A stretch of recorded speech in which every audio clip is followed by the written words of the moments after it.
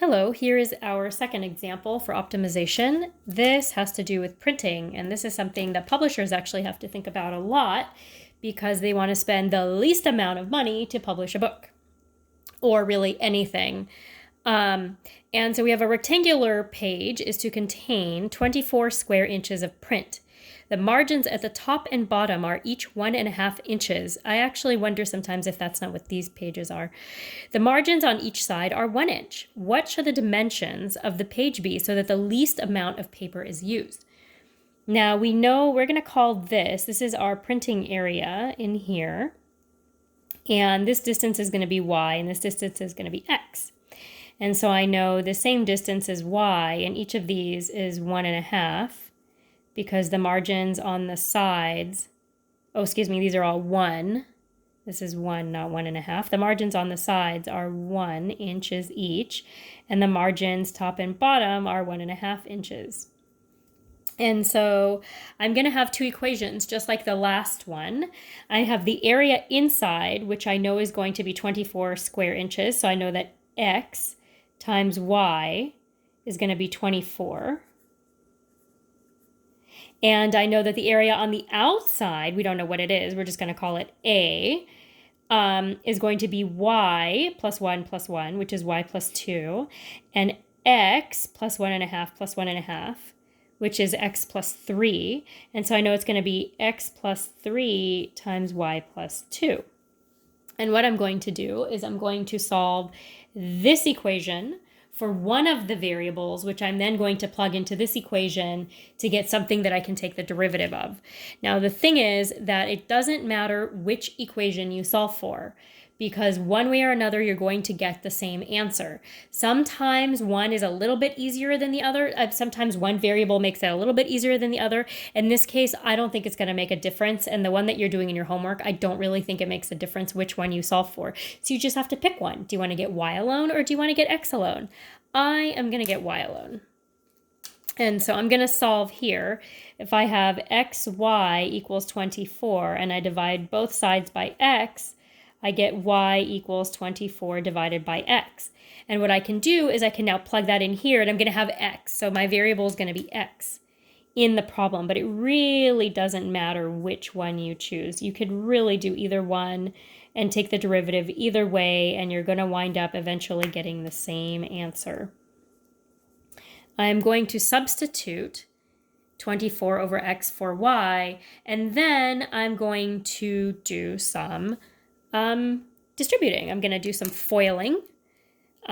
Curses, foiled again. You thought you were going to get away from it. X times 24 over x is just 24. X times 2 is 2x. 3 times 24 over x is 72 over x. And 3 times 2 is 6.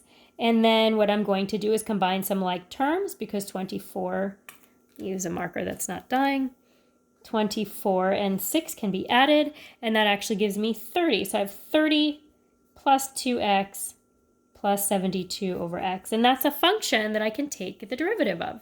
Now what I'm going to do to make it a little bit easier to take the derivative is, instead of writing 72 over x, I'm actually going to write 72x to the negative 1 like this, so that it makes it a little bit easier to take the derivative of that.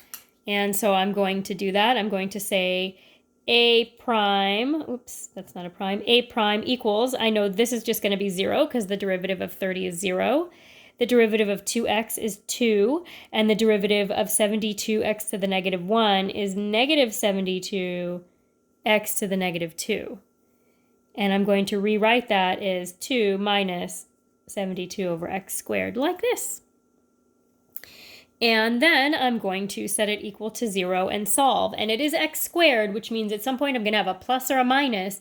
I know that since I'm talking about numbers in the real world, I'm going to go for the positive root and not the negative root, because you can't have negative dimensions on a piece of paper. I'm going to actually move that 72x squared over, and I get 2 equals 72 over x squared. If you really want to go the long way, you can cross multiply and you get 2x squared equals 72. Divide by 2 on both sides, and I get x squared equals 36. Oh my goodness, it's going to have a very similar answer to the last problem. When I take the square root, I get x equals plus or minus 6, but because I know that I can't have minus 6 as a dimension, it's just going to be the positive root.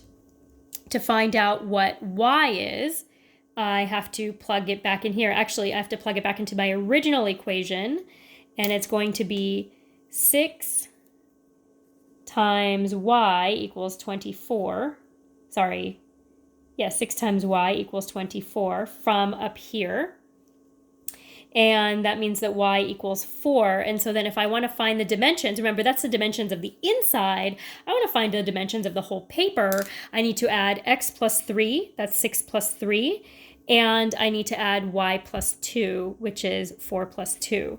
And so if I have 6 plus 3 is 9, and 4 plus 2 is 6. And so my dimensions are 9 by 6. These are my dimensions, inches. 9 inches by 6 inches is going to give me the biggest area using the smallest piece of paper.